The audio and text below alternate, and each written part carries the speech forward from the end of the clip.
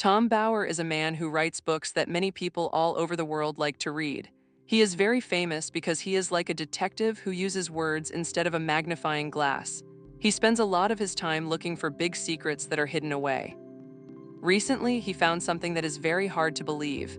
He discovered a new truth about a young girl named Lilibet. This new information is so big that it changes the whole story we were told a few years ago. What he found is different from everything the world was told back in the summer of 2021. It makes people stop and think about what really happened. This time, the big questions are not about small things. People are not just talking about family fights or who wore the fanciest or most expensive dress to a party. Instead, the questions are about something much more serious that involves the law and the government. They are asking about official government records. These are the special papers that the government keeps in safe places to prove who people are. These papers show where a person was born and who their family is. Every single time a baby is born in the United States, the government gives that baby something called a digital fingerprint. This is not a real fingerprint made with blue or black ink on a tiny thumb. It is actually a very long string of numbers. These numbers go on a baby's birth certificate. These numbers are very important, and they are not just chosen by accident or by a random guess. Every part of that long number tells a specific story about that baby's life and where they started. For example, the first 3 numbers in the string are what people call an area code. These 3 numbers tell the government exactly which state the baby was in when they first opened their eyes and entered the world. If a person is born in the sunny state of California, where the beaches are big and the weather is warm, their special state code is always the number 104. This is a rule that has been true for a very long time. It helps the government keep track of where everyone was born so that the records are correct.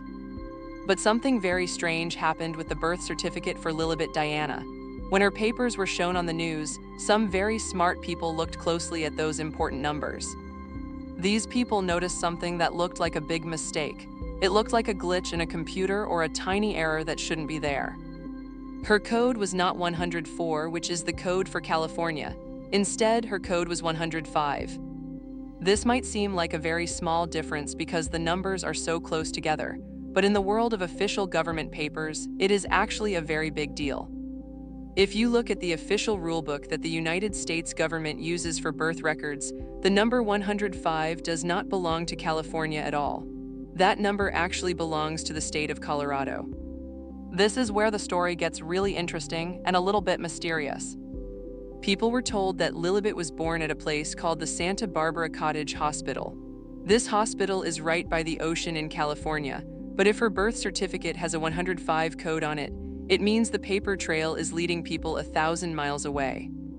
It leads all the way to the Rocky Mountains in the state of Colorado. It makes people wonder if someone just made a silly mistake while typing. Or it makes them wonder if this number is the first real proof that the story we were told is not the whole truth. Numbers do not have feelings or opinions. They do not pick sides in an argument. They just tell the facts. And right now, these numbers are pointing directly toward Colorado. In most cases, when someone tells you a story, you can go and check the facts to see if they are telling the truth. If a baby is born in a certain city or a certain county, there is supposed to be a public record of that event.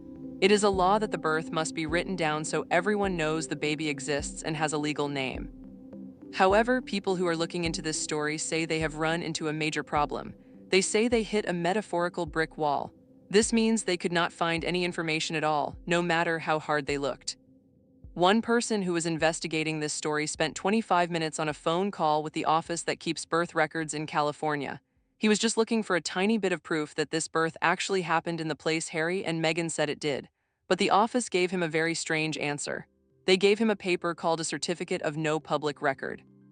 In short, people call this a CNP. You should think about how strange that is for a moment.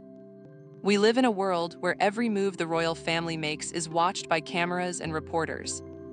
Yet the state of California is basically saying they have no idea who this child is.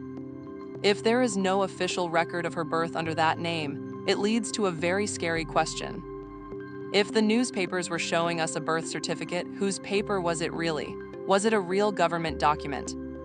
Or was it just a placeholder used to keep people from asking too many difficult questions until the real thing showed up? In every big mystery, there is almost always a person who saw what happened and knows a lot of secrets. In this story, that person might be a woman named Dr. Melissa Drake. She was a very famous doctor in Santa Barbara. Everyone said she was the one who helped bring Lilibet into the world. Her patients really liked her, and she was known as a Wonder Woman because she was so good at her job as a doctor for moms and babies. She was very well known in her community. But then something very weird took place. Just as people started asking loud questions about the birth certificate and the 105 code, Dr. Drake made a shocking announcement. She suddenly said she was closing her doctor's office and stopping her work. She only gave her patients 10 days of notice before she left. In the world of doctors, giving only 10 days of notice is almost never done. It usually takes many months to close a practice like hers. Mothers who were expecting babies very soon were left in a panic. They were wondering why their favorite doctor was disappearing so quickly. Dr. Drake told everyone that she needed to quit so she could focus on her own health. But some people think there is a lot more to the story than that. Her husband runs a very expensive fertility clinic, which is a place that helps people have babies. They are having some trouble there. Some people say the timing of her leaving her job is not just a coincidence. They wonder if she saw something she wasn't supposed to see. Or maybe the stress of being part of such a big story was just too much for her to handle. When the main doctor leaves so suddenly, it makes people want to find out what is really going on. To understand why all these numbers and names are such a big deal, we have to look at the special rulebook used by kings and queens. In the United Kingdom, there is a very strict law for anyone who wants to be in the line of succession. This is a list of people who are allowed to become the next king or queen. This law is called the Born of the Body Rule. It might sound like something from an old movie or a fairy tale, but it is a very serious legal requirement.